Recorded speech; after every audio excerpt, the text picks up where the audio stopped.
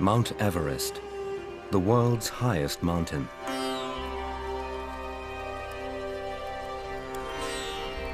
Every year, hundreds of climbers, both professional and amateur, successfully reach the top. At any one time in the climbing season, there are over 1,000 people making the attempt. Behind virtually every endeavor lies the support and expertise of the Sherpas, the unsung heroes of the mountain.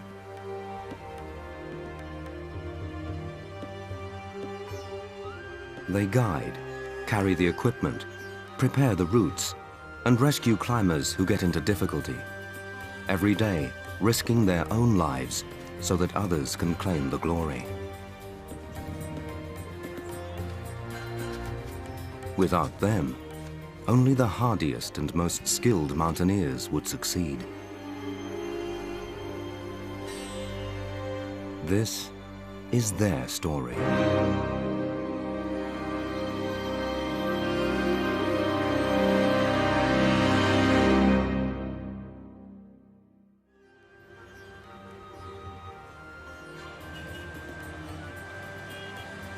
Kathmandu, Nepal. Its chaotic streets couldn't be more different to the tranquil Sherpa villages high in the mountains. It is the home of Nima, who hopes to give his children a better future in this overcrowded city.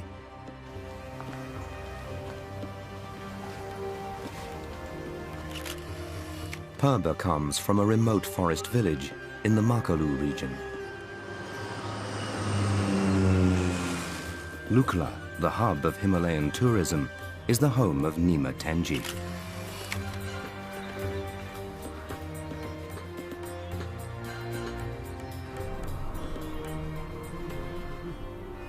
Gelu Sherpa is less typical. He spends the peak climbing season in the Himalayas, but seeks work in Austria and Germany during the summer and winter months.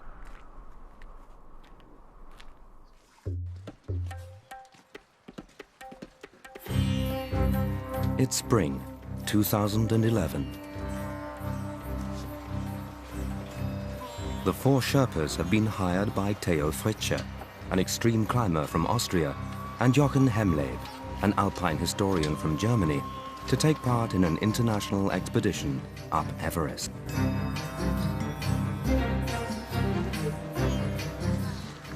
To prepare for the ascent of Everest, the team sets out through the villages of Nepal's Solukhumbu district. Everything must be carried on foot.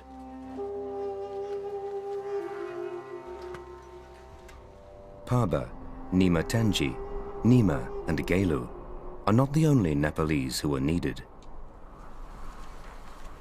A whole team of guides and porters, over a dozen strong, carry the heavy equipment required for the expedition's ascent of Everest. And it's been this way since the very first attempts to climb the mountain. In 1922, the first ever expedition to make a full-scale attempt to climb Everest was made by the British, among them George Mallory. Of the 160 men who made up the team, only 13 were British. Mallory was caught in an avalanche on the North Col. 7 of his Sherpas were killed, the first ever recorded deaths on Mount Everest.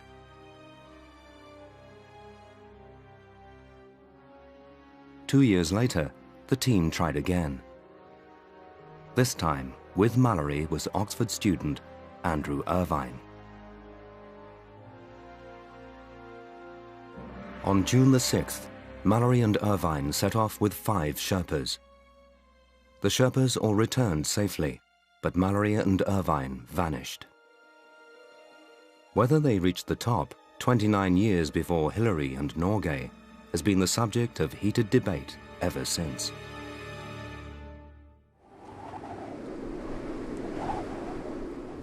To try and establish the pair's fate, In 1999, an international expedition set out to locate their bodies. Among them was Jochen Hemleb. On the very first day, a mummified body was found on a steep slope. It had to be Irvine or Mallory. A clothes tag brought certainty. Here, wait, this is George Mallory. Really? George Mallory. Oh my God. See that? George Mallory. Oh my God. The search continued, but the team were unable to locate Irvine's body. In 2010, another expedition launched the search for Andrew Irvine. It was led by Theo Fritsche, a highly experienced mountaineer who has climbed 5 of the 14 8,000-meter peaks, and once again, alpine historian Jochen Hemleb. Many believe that Mallory and Irvine were unable to overcome the most difficult part of their route, the so-called second step, a 40-meter face at 8,600 meters.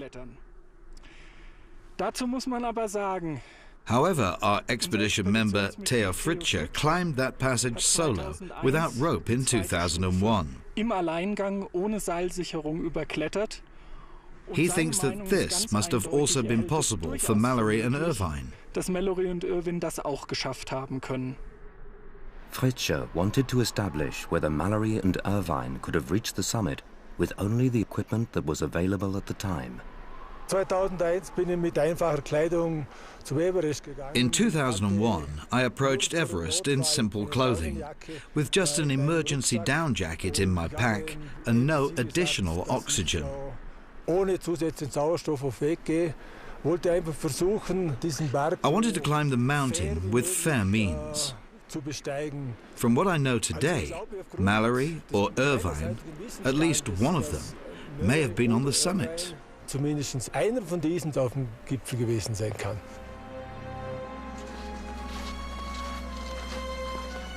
2010 expedition failed due to bad weather.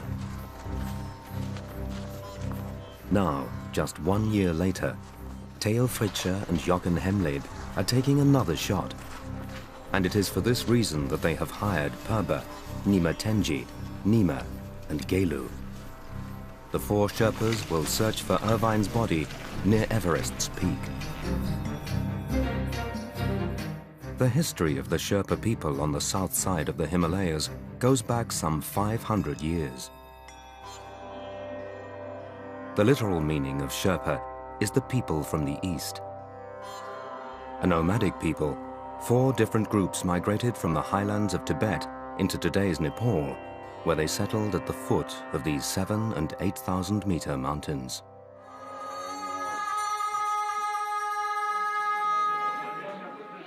The precise reason for the Sherpas' migration is unclear, but according to oral tradition, they set out in search of the mythical Shangri-La. The vast majority of the Sherpas practice Tibetan Buddhism. To reach enlightenment, some choose to become monks and enter monasteries, where they take vows to refrain from worldly pleasures. Twice a day, the conch horn calls the monks of Nepal's famous Tengboka monastery to puja, an act of devotion in which offerings are made to Buddha and religious texts chanted.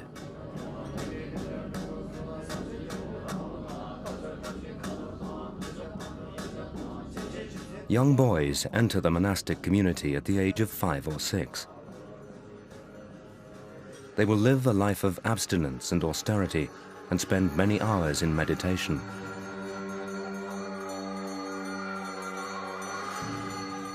Eventually, these novices hope for spiritual illumination, or nirvana.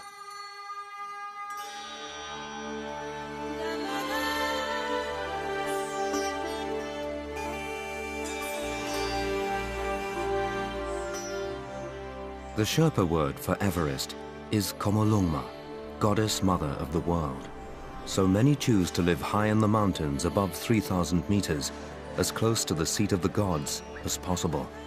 And for them, Hard work in the fields is their perpetual high-altitude training. Sherpas breathe more efficiently at high altitude. Their pulmonary blood pressure rises less than that of other climbers. Scientific studies have found that Sherpas have at least 10 genes specifically adapted to high-altitude living. At 4,000 meters, the reduced air pressure provides 40% less oxygen than at sea level. This can lead to an accumulation of fluid in the lungs, which results in high-altitude sickness and death. But the Sherpa's genetic structure reduces these effects at high altitudes. This makes them invaluable for any attempt on Everest.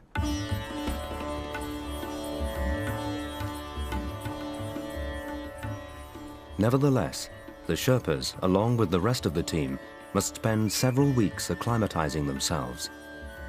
So they set off on a trek for Island Peak, a gentler climb, much favored by less experienced mountaineers. At nearly 6,200 meters, it is the perfect preparation for the climb up Everest. Perba's nickname among his peers is Turbo. He's always among the first on the mountain and has an impressive record. I've reached the summit of Everest 3 times, as well as from 5 or 6 more ascents.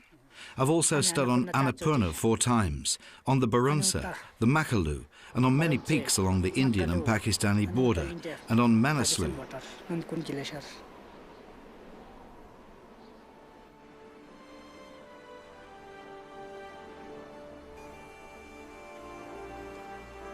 A few days later, and the acclimatization is almost complete.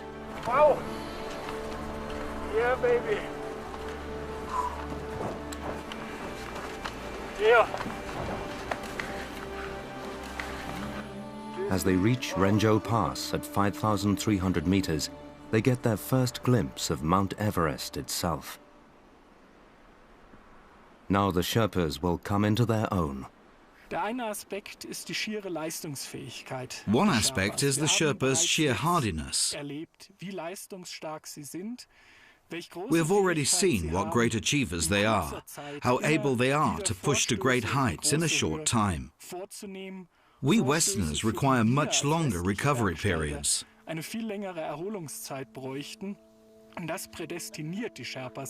Sherpas are pre-adapted for our mission because they have the ability to exploit brief windows of fair weather.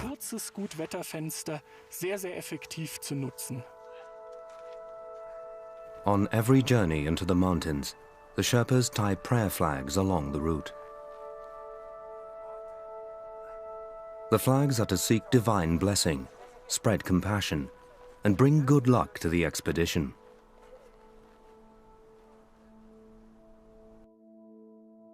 Tenzing Norgay compared Everest to a mother hen.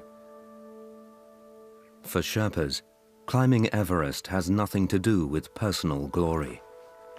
It's more an expression of their religious beliefs. To reach the summit of the mountain is merely a way to draw closer to the 5 Buddhas represented by the prayer flags. In Buddhism, the path to enlightenment requires complete compassion and selflessness. For a Sherpa, this translates to guiding others safely up the mountain and back again, regardless of the danger to themselves.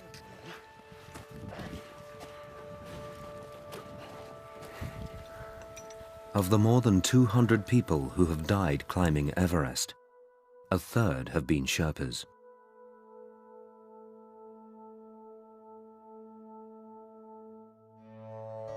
The main Everest climbing season lasts for just a few weeks in the spring, just before the monsoon season. From June to August, daily rain turns the hills lush and green, but makes climbing impossible. So for much of the year, Sherpas live a relatively normal life. For some, this is a life that has remained unchanged for generations. As the spring season ends, Perba goes home, together with his friend Uberats, anxious to see his family before his next job begins. Both men have families in a tiny village in the Makalu region, a conservation area to the east of Mount Everest. But getting there is a 4-day walk, and it's only for the first few kilometers that the pair can hope to hitch a ride.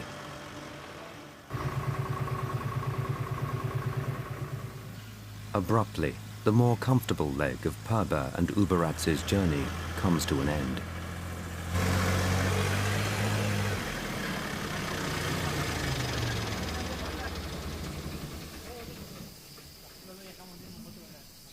Now they must continue their journey on foot.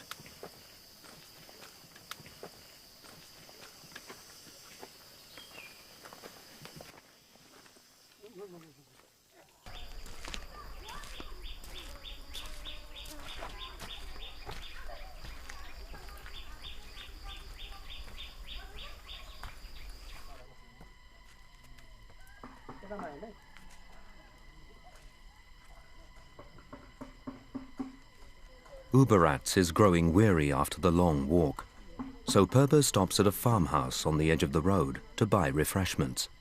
A cucumber.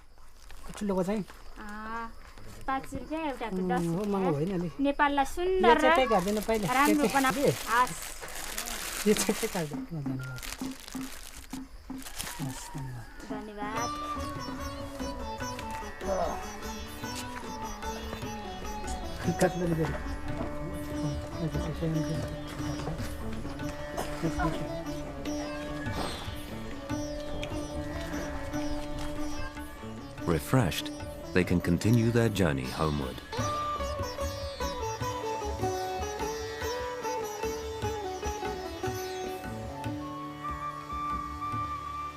Hour after hour, Purba and Uberats continue their journey up the foothills of the mountain.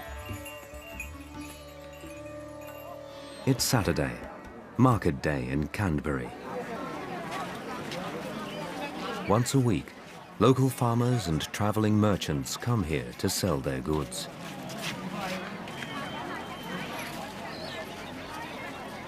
Rice flakes, various types of vegetable and potatoes are all on offer. Even piglets in handy baskets.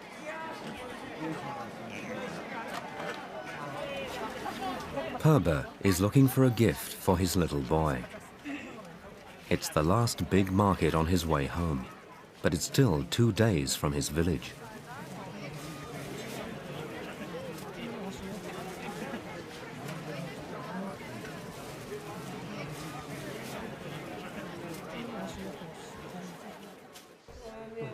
That evening, the two men head off to a local bar. The hostelry serves tongba, a local beer. It's made by fermenting millet, which is left to stand for 6 months. Boiling water is added, and the mixture drunk through a straw until all the alcohol has gone.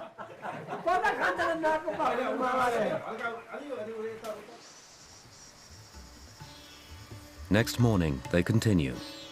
Higher up now, the land changes.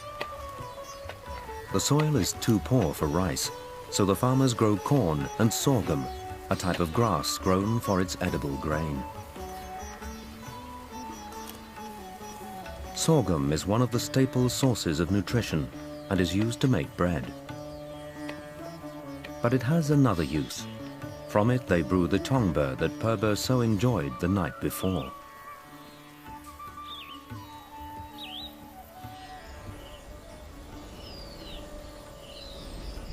It's the monsoon season. Almost every day, the sky darkens around noon. If it doesn't rain, it gets foggy. Mothers take advantage of the shade. In the summer, temperatures can reach 30 degrees, so as the sun goes in, they bring out their babies.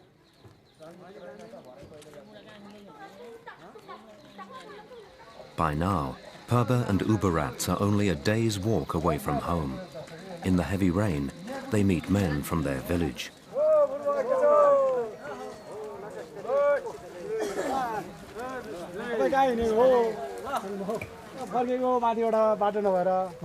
The villagers bring bad news. The heavy rains on the mountains have caused the river, which Perba and Uberats must cross to get home, to flood. It's now impassable. But Perba cannot wait. His next job will not allow for it.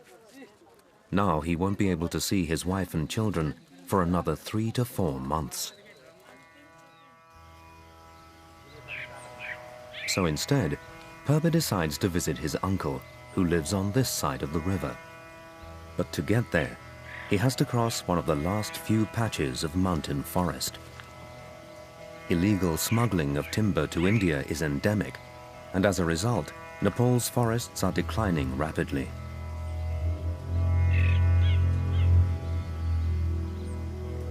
Even so, the remaining forest has its own brand of dangers, even for a Sherpa. It's full of leeches, waiting for a blood donor.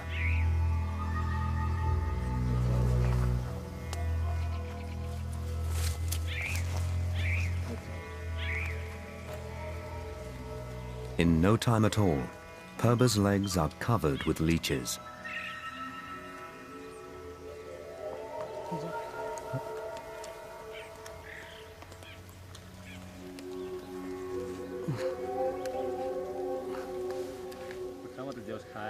So, with a fern frond, he tries to stop the bleeding, then quickly moves on.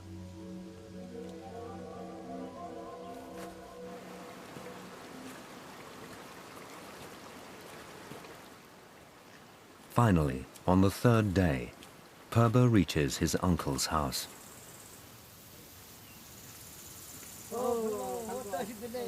Time to say goodbye to Uberats, who will wait by the river until the waters recede.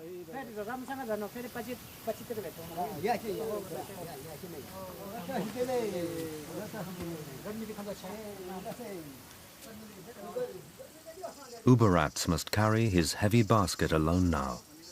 Up in the mountains, it's the only way to transport goods. Even the sick have to be carried.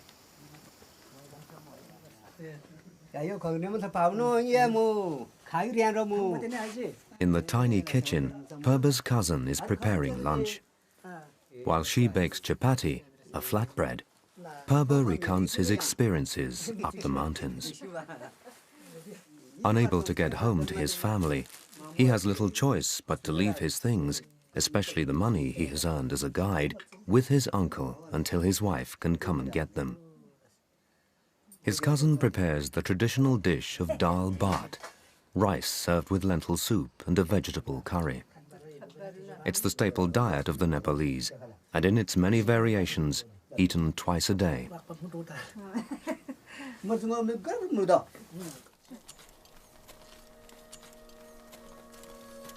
As part of their final preparations and acclimatization for the ascent of Everest, the expedition first climbs Island Peak, so named in 1951 by the British mountaineer Eric Shipton. Although the peak is at 6,000 meters, it's a relatively easy climb and a popular destination for trekkers, as well as an acclimatization exercise for more serious climbers. The ascent of Island Peak is basically just a hike up to High Camp, followed by a more difficult climb from there to the peak.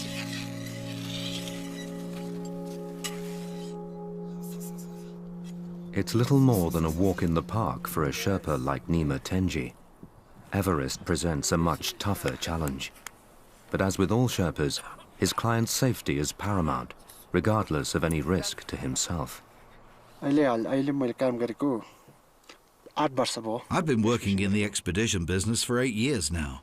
Since 2004, I have climbed Mount Everest 6 times from the Tibetan side and twice from the south. On Shisha Pangma, I was twice.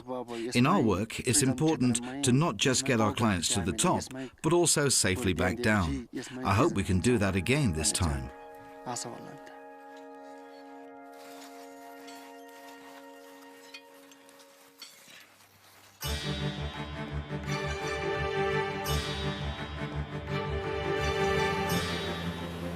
All attempts on the southern route up Everest start in Kathmandu, and from there fly to Lukla. The airport is arguably the world's most dangerous.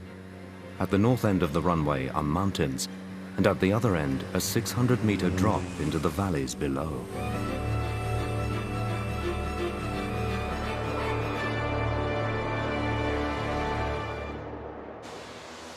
The pilot gets only one chance. Going around again is not an option. It is a busy airport. Not just tourists, but everything that's needed in the mountains is flown in. During the peak seasons in spring and autumn, more than 30 planes a day use the runway.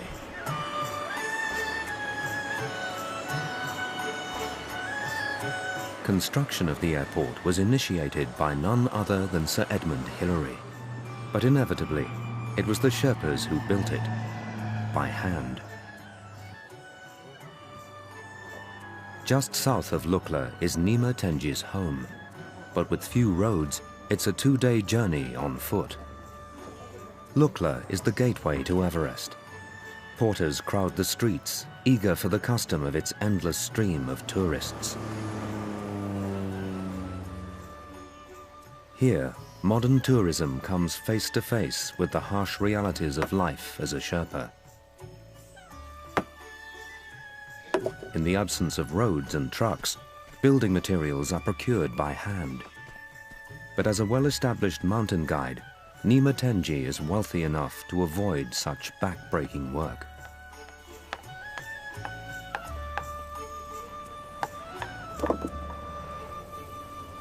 Few Sherpas are so lucky. They make their living by supplying stones for road and house building. Nima Tenji continues his journey homeward. No roads, steep valley floors. Life is hard here. Young calves or yaks cannot be left outside to graze as they do in more gentle terrain, and it's usually the women who fetch fresh forage for the young animals. In Solukhumbu, as in Purba's home in Makalu, every square foot of soil is used to grow food. Here it is potatoes and cabbage, practically the only crops that survive at this altitude.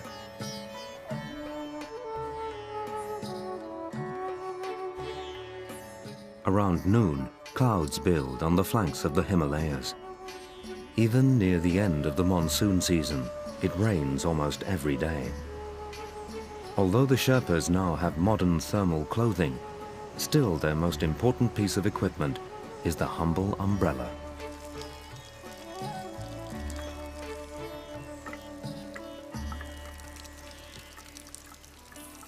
In July, the average rainfall is 280 centimeters, twice as much as Britain's wettest ever June on record.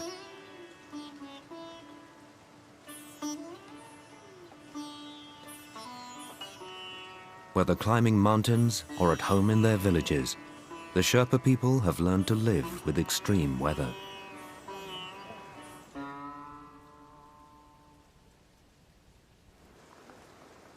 Late afternoon, and Nima Tenji finally arrives home. It's still pouring with rain. To greet their father, his 2 children have stayed home from school. It's the first time they've seen him for months.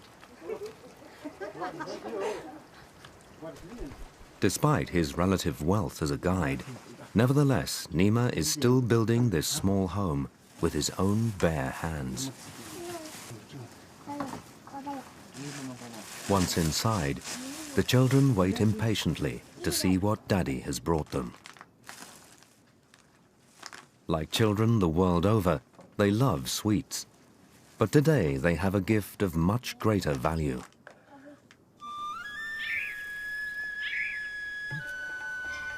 Next day, the new red umbrellas are carried to school. It's a long journey, especially for one so young. The children have to walk downhill for 2 hours. But the way home takes half an hour longer, making their daily commute a 4.5-hour round trip.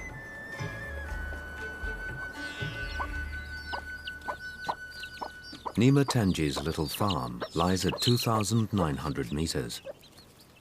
The only crops that grow well in the small garden behind his house are potatoes and cabbage.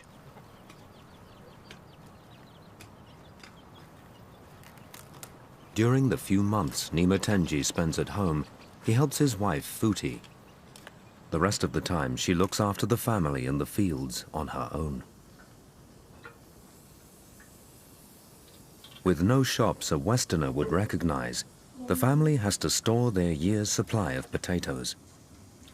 Nima can only hope they will last through the winter.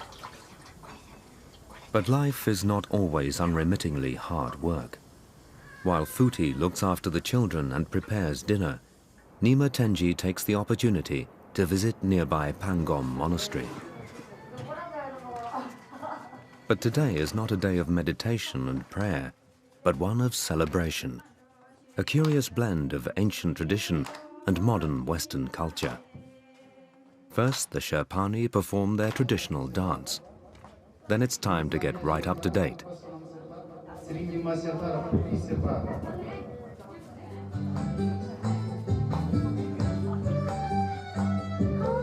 A mobile phone serves as a jukebox.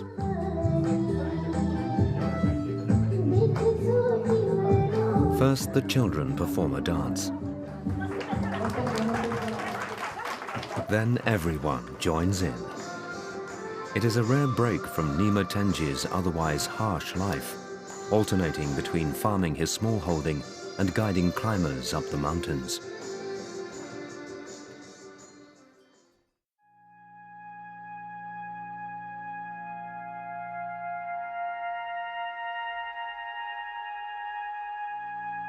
The expedition has reached North Base Camp in Tibet. This is the first stage of the northern route up Mount Everest, and the one taken by Irvine and Mallory. Vehicle access is possible here, unlike South Base Camp. Supplies are brought in by truck, then transferred to yaks for the onward journey up the mountain. The third Sherpa, Nima, supervises the loading of the yaks for the next leg of the climb. It will take them to the base of the North Col at 6,400 meters.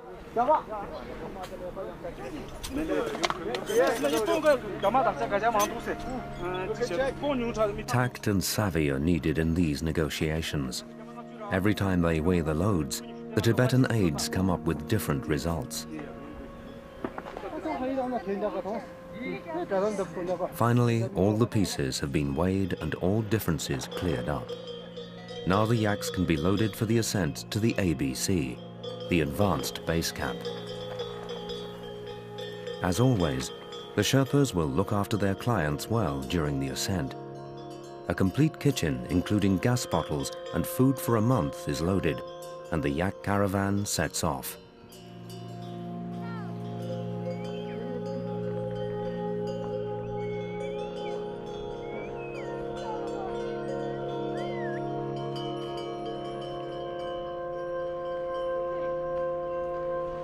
Past the seracs, impressive ice formations, they climb from 5,300 to 6,400 meters.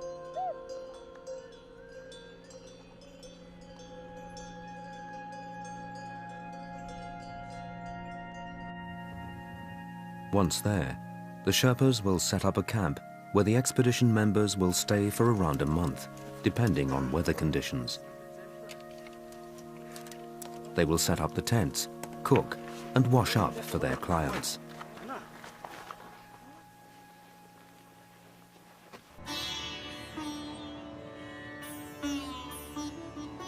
It's not just on the mountain that Sherpas provide critical support. To survive in such extreme conditions, months of preparation are needed. So between expeditions, Nima and a colleague carry out equipment maintenance. Cooking gear and ropes are checked. The most critical equipment is the oxygen masks. If one of them should fail, in the worst case, it could result in the death of a client. A Sherpa's reputation is crucial. When tourists climb Mount Everest, we accompany them. They come as clients, but they soon turn into friends we care for. We make sure the path is safe.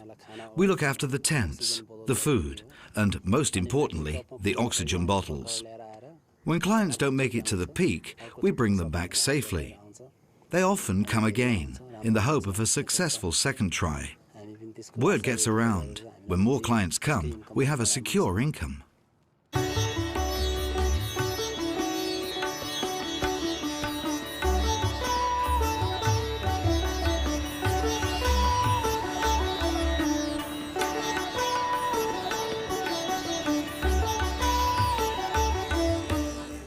Nima's home is Kathmandu. Its famous Tamil district, just a handful of streets covering about a square kilometre in a sprawling city of over 50 square kilometres, is a magnet for tourists.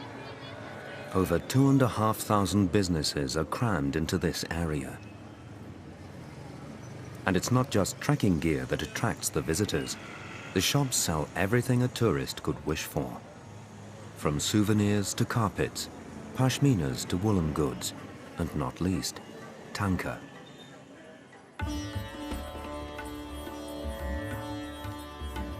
These intricate religious paintings depict Buddhist deities and are used both as teaching aids and as the center of rituals, which, through meditation, can bring a devotee further down the path to enlightenment.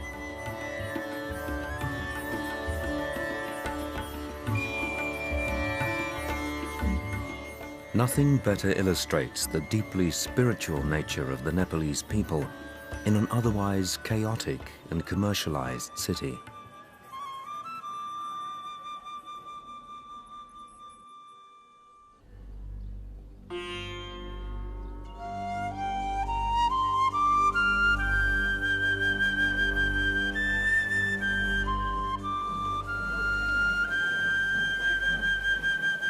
When the summer morning sun casts a golden glow over the city, it is the temples that are the first to come to life. The Swayambhunat, or Monkey Temple, is a paragon of peaceful coexistence of the major religions in Kathmandu. Both Buddhists and Hindus come here to honor their gods. Nima's return home is timely.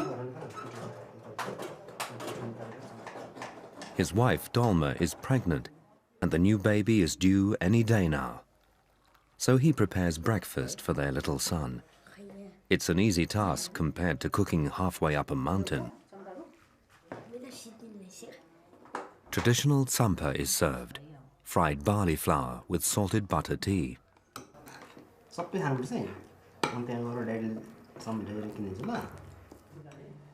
After breakfast, it's time for Nima's son to go to school.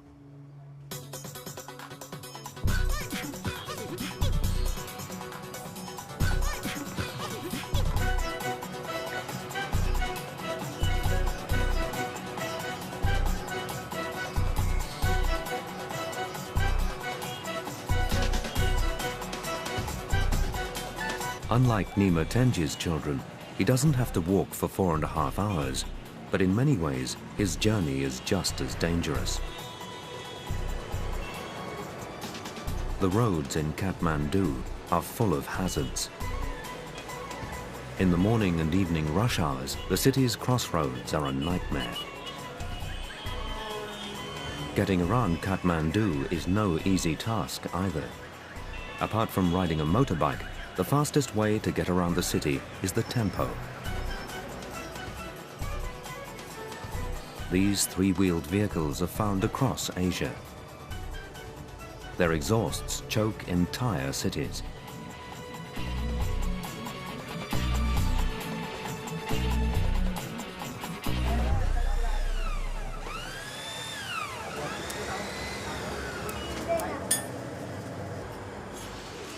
With scant regard for their own or passer-by's safety, in a garage on the edge of a street, young workers melt metal scraps in a makeshift furnace to produce fittings for a temple.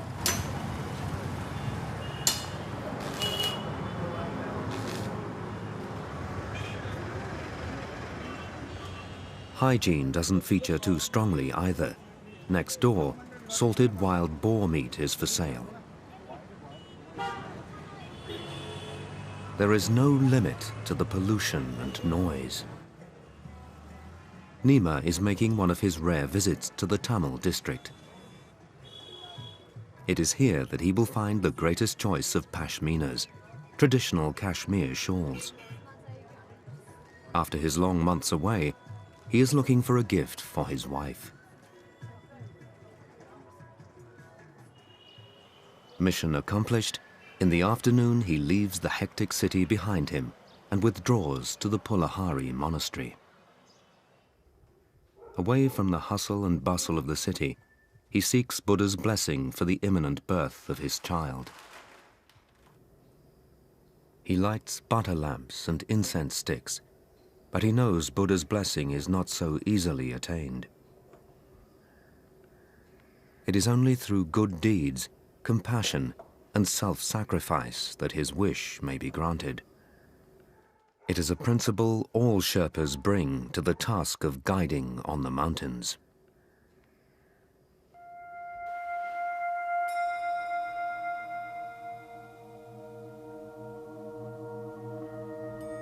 The expedition is preparing to leave Advance Base Camp.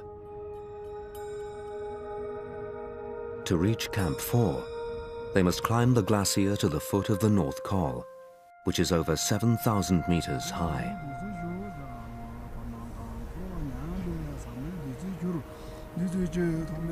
Before they set out, a lama recites prayers for protection, wishing good to all men and averting harm to the expedition members.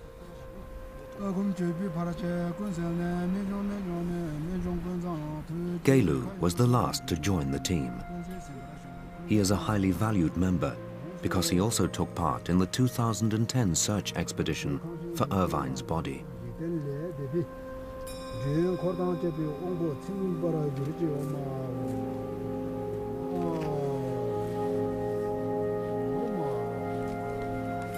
Figures made of ghee, butter lard, are placed among the rocks that bear an image of Buddha. Then the Sherpas hang prayer flags in all 4 wind directions. A handful of sampa completes the ceremony. This is a final supplication for protection.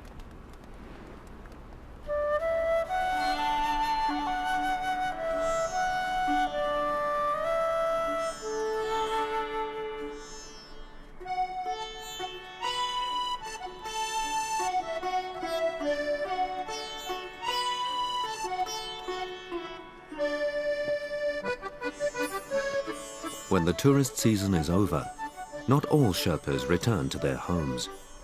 Some seek employment opportunities abroad to better support their families. Gelu is one of some 100 Sherpas who spend the summer in Austria. For 6 years, he has worked in the Alps near Salzburg, in the kitchens of the Schmidt-Zabirov Lodge, 3 or 4 times a week. But perhaps it's not too far from his roots. The lodge lies at 2,000 meters in the middle of a 10,000-kilometer walk that extends all the way across Europe. Sherpas like to work in the mountains, no doubt. For many, that's their only choice. And once a Sherpa has worked in the trekking business, he never wants to work inside a building again. Most Sherpas work as mountain guides until they are 55. Then they switch to office work, which gives them more time for their families. The point is to be happy with whatever you are doing.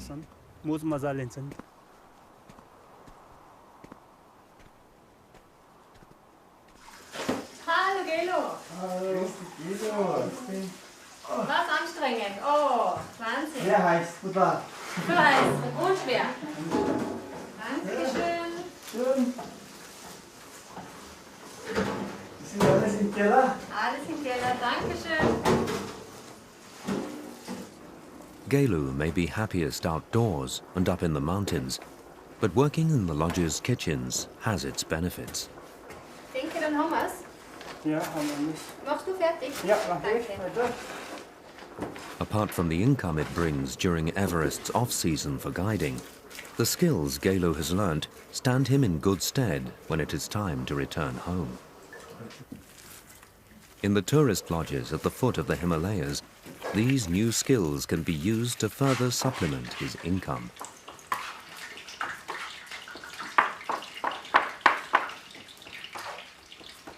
After years of practice, Gelu has become a good cook, and he has perfected his German.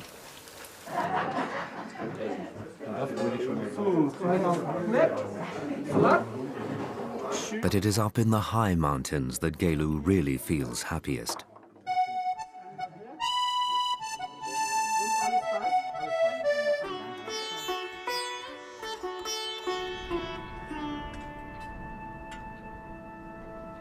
The team that will search for the body of Andrew Irvine is snowed in at the advanced base camp at 6,400 meters.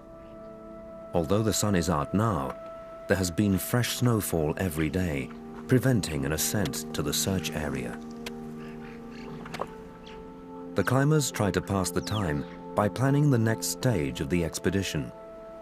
Their thoughts center around the question of which route Irvine might have chosen.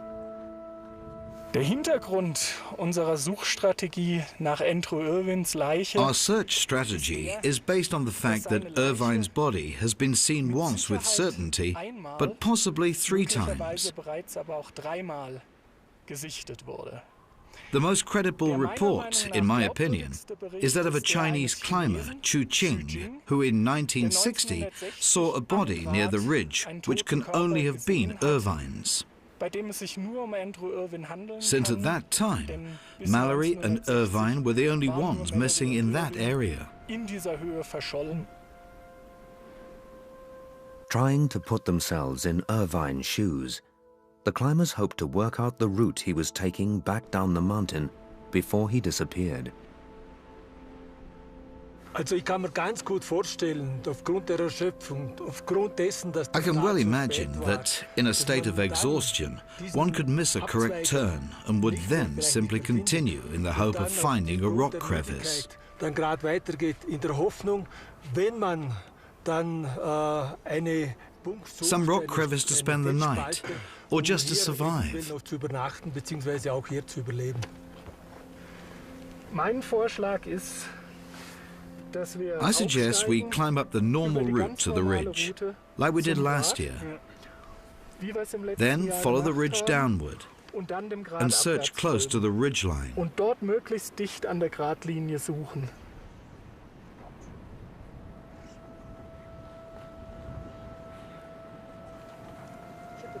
It's not just the snow that is holding back the team.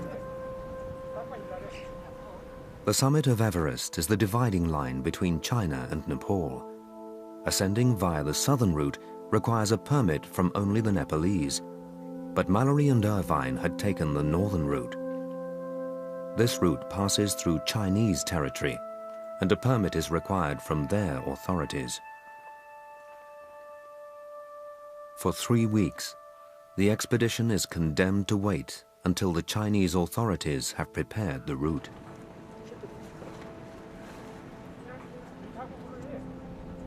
At long last, the wait ends, the weather clears, and the Sherpas can start for the North Col at 7,100 meters.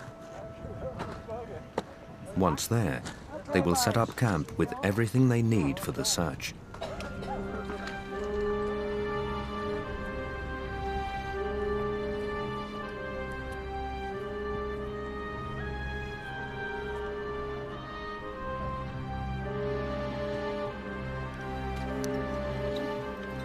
They have a steep climb ahead of them.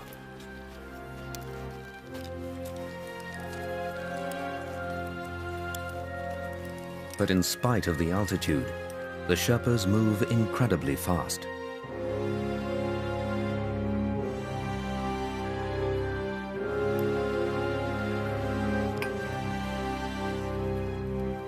Each of them carries 25 kilos.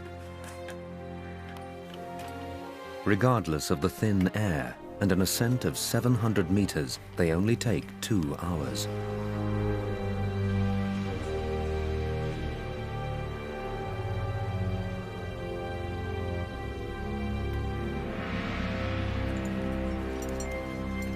On arrival on the North Col, there's no time to rest. At this height, the weather can change instantly. The Sherpas have to prepare the campsite without delay. Around 7,000 meters, the camp is in a zone where it can be hit by jet streams. Although the sun is still shining, the first gusts of wind are making their work difficult.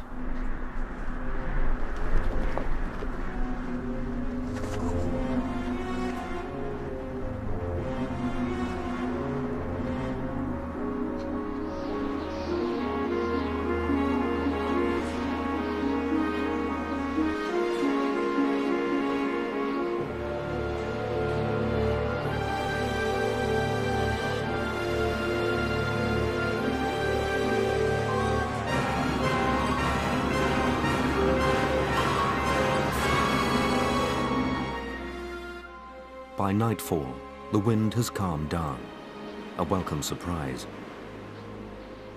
In the advanced base camp, everyone is busy.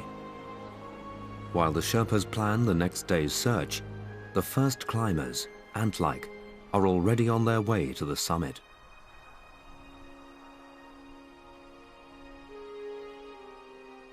The new morning brings bright weather, but Charlie Gabel, the Austrian meteorologist, has warned the climbers of strong winds over the next few days.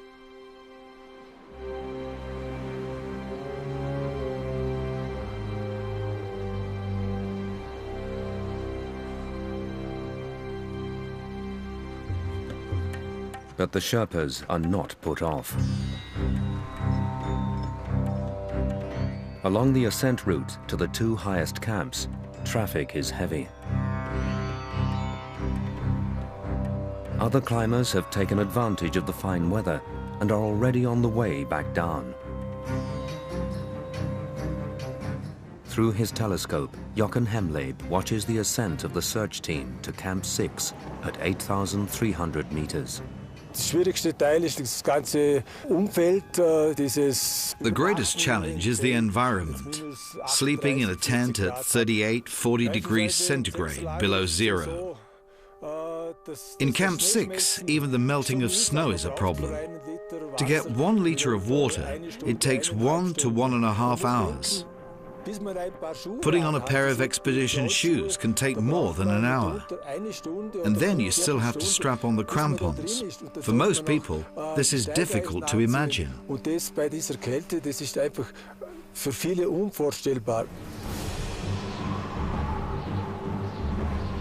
Kilo, von Theo, bitte kommen. Kilo, bitte kommen. Theo is trying to contact Gelu. But it soon becomes clear that the Sherpas have started a day too late. Piercing gusts and the biting cold force them back into their tents. Ich hab dich leider nicht verstanden. Bitte antworten. Communication is all but impossible. Again, the wind drives in the fog, covering the mountain. But the Sherpas refuse to give up hope. Again and again, they discuss the search route. It's very strong windy. The wind is a little bit less, and we try to go off at 5. Just in time, the wind does calm down. The Sherpas set out for the search area at 8,500 meters. It's already their second day in the death zone. With only limited time left, they search the rocky, icy slopes, step by step. Wäre es möglich, dass ihr alle 4 zusammen den Grat absuchen würden? Bitte antworten. Following Theo's advice, the 4 of them focus on the ridge.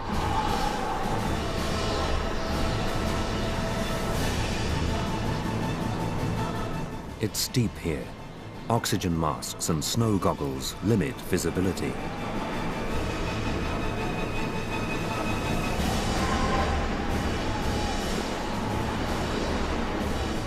The four search for several hours. Then the storm starts up again and forces them back.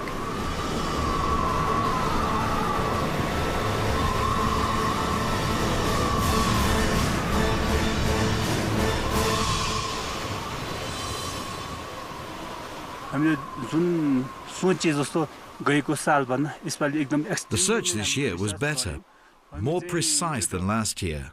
We were like a family, and the teamwork was really special. We have not found Irvine, but we have gained experience. One thing is clear, Irvine is not in this area.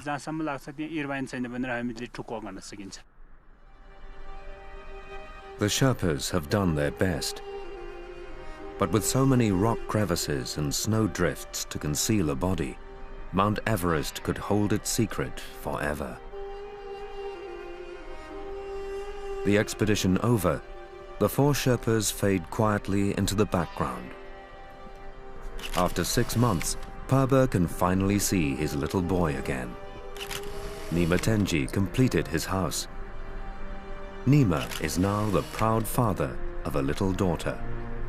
And Gelu spent the winter with his wife and child in Germany.